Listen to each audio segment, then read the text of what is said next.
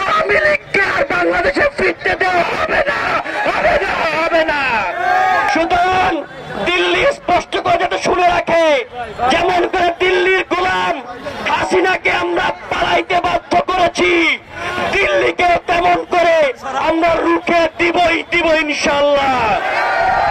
শরীরে এক বিন্দু রক্ত ফোঁটা থাকা পর্যন্ত আমরা ভারতের আধিপত্য মেনে নেব না, নেব না, নেব না। আমরা দেখেছি গত 15 বছর আওয়ামী লীগ রেজিম বাংলাদেশকে ভারতের কাছে ইজারা দিয়ে রেখেছিল। ভারতকে, দিল্লিকে, মোদীকে স্পষ্ট বলে দিতে চাই, বাংলাদেশে আওয়ামী লীগ রেজিম শেষ হয়ে গেছে।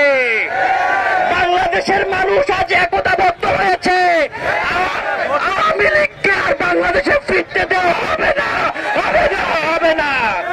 সুতরাং ভারত যদি আওয়ামী লীগ আমলের মতো আমাদেরকে আবারও কলোনি বানাইতে চায়, তাদের প্রতি আমাদের স্পষ্ট জবাব, শরীরে এক বিন্দু রক্ত ফোঁটা থাকা পর্যন্ত আমরা ভারতের আধিপত্য মেনে নেব না, নেব না, নেব না।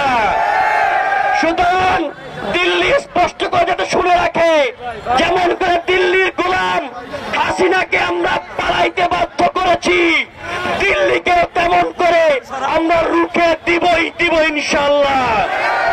বন্ধুগণ, আজ বাংলাদেশের এই ছাত্র জনতা ভারতে আগরতলায় উপকারী কমিশনে আমরা প্রতিবাদের এই বিক্ষোভ সমাবেশে